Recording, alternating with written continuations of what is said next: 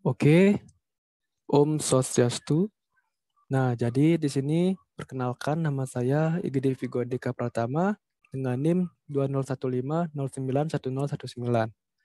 Nah, jadi di sini saya akan mempresentasikan tentang TOGAF ADM ya, sesuai dengan tugas yang diberikan. Nah, oke, kita akan langsung masuk ke materinya saja.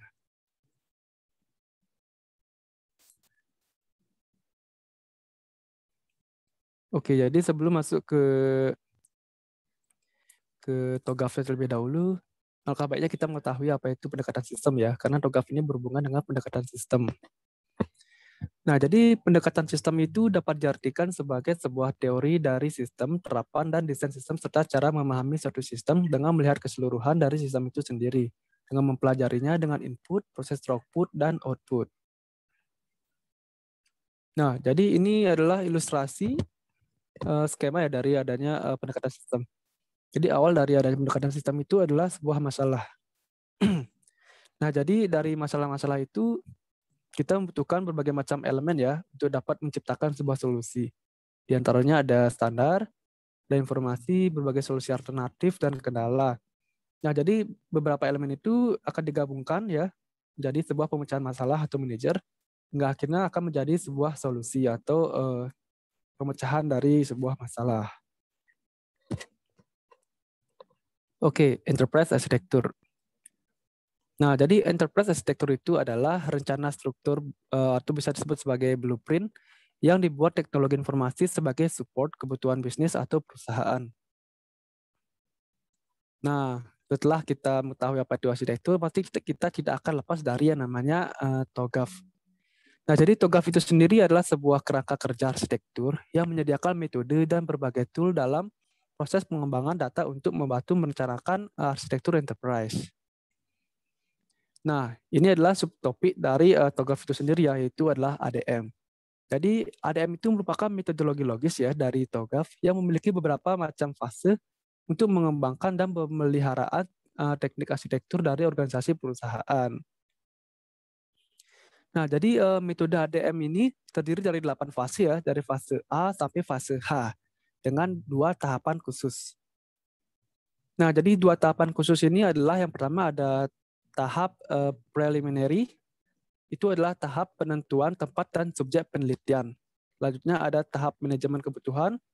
Nah, di mana tahap ini itu merupakan sebuah proses ya untuk mendokumentasikan, menganalisa, melacak, dan mengatur prioritas sebuah kebutuhan yang kemudian dikomunikasikan dengan stakeholder. Nah, setelah kita masuk ke tahapan khusus tadi, barulah kita bisa masuk ke 8 fase, yaitu fase H sampai fase H yang sudah tadi saya jelaskan. Nah, fase-fase tersebut bisa berupa fase visi, fase arsitektur bisnis, arsitektur sistem informasi, arsitektur teknologi, peluang dan solusi, perencanaan tata kelola, perencanaan migrasi, implementasi tata kelola, dan manajemen perubahan arsitektur. Nah, pada fase pertama itu fase visi ya.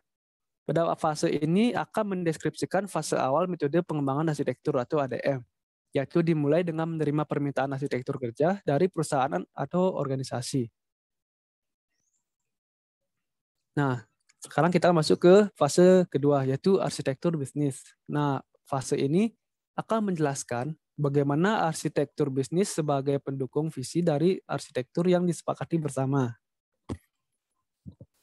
Selanjutnya, ada arsitektur informasi. Nah, jadi fase arsitektur informasi ini akan menjembatani pandangan bisnis dan semacamnya melalui data-data real atau data-data asli yang sudah direkod pada fase-fase sebelumnya hingga ke data-data yang asli atau real. Selanjutnya ada fase teknologi arsitektur.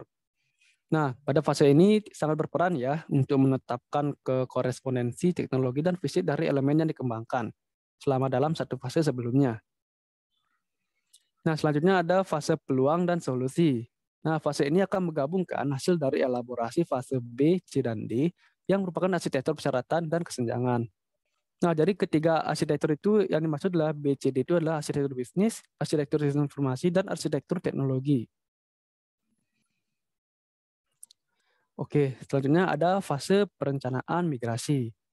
Nah, jadi pada fase perencanaan migrasi ini menciptakan rencana atau migrasi yang layak dan implementasi. bekerja sama dengan portofolio dan manajer proyek. Selanjutnya ada fase implementasi tata kelola.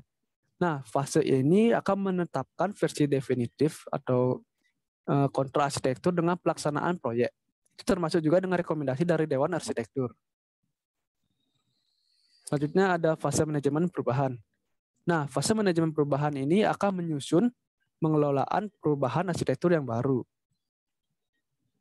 Nah, kita akan masuk ke proses iterasi.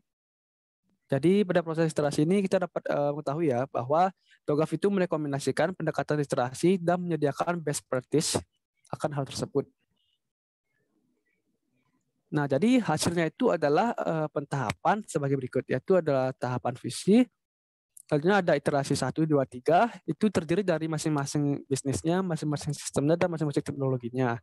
Jadi hasilnya ini itu dapat berupa rekomendasi ya, entah itu iterasi apapun, dan bisnisnya bagaimana, sistemnya bagaimana, dan teknologinya bagaimana. Jadi masing-masing iterasi itu memiliki sistemnya sendiri-sendiri ya, serta dengan teknologinya. Nah, jadi selanjutnya ada teknik dan pedoman metode pengembangan. Nah, jadi teknik untuk mengatur dan mengelola peserta atau partisipan itu sebagai berikut ya. Yang pertama itu adalah manajemen stakeholder, penilaian kesiapan transformasi bisnis atau business transformation readiness assessment. Selanjutnya teknik arsitektur sistem informasi yang berupa pola arsitektur, prinsip arsitektur, dan penggunaan TOGAF mendefinisikan dengan pengelolaan SOA, requirement interpersonabilitas, dan arsitektur keamanan. Nah, untuk teknik merencanakan dan menjalankan arsitektur itu bisa berupa teknik perencanaan migrasi dan perencanaan berbasis kapabilitas atau kapabilitas. Nah, berikutnya ada teknik untuk mengembangkan arsitektur. Nah, teknik untuk merencanakan dan menjalankan arsitektur itu bisa berupa teknik perencanaan migrasi dan perencanaan berbasis kapabilitas. Sedangkan teknik untuk adaptasi TOGAF itu bisa berupa menerapkan iterasi pada ADM dan menerapkan ADM pada level perusahaan yang berbeda. Sedangkan teknik lintas organisasi itu adalah manajemen risiko. Nah, jadi ini adalah sumber-sumber yang saya dapatkan ya dari internet. Jadi saya masukkan ke sini agar tidak melanggar hak cipta. Jadi mungkin untuk info lebih jelasnya lagi akan saya bagikan ya link atau referensinya di deskripsi video. Oke, jadi terima kasih. Tadi itu adalah penjelasan tentang TOGAF ADM ya. Jadi mungkin sekian saja yang dapat saya jelaskan. Mohon maaf apabila ada kesalahan kata. Saya undur diri dan saya tutup dengan Paramasanti. Om Santi Santi Santi Om.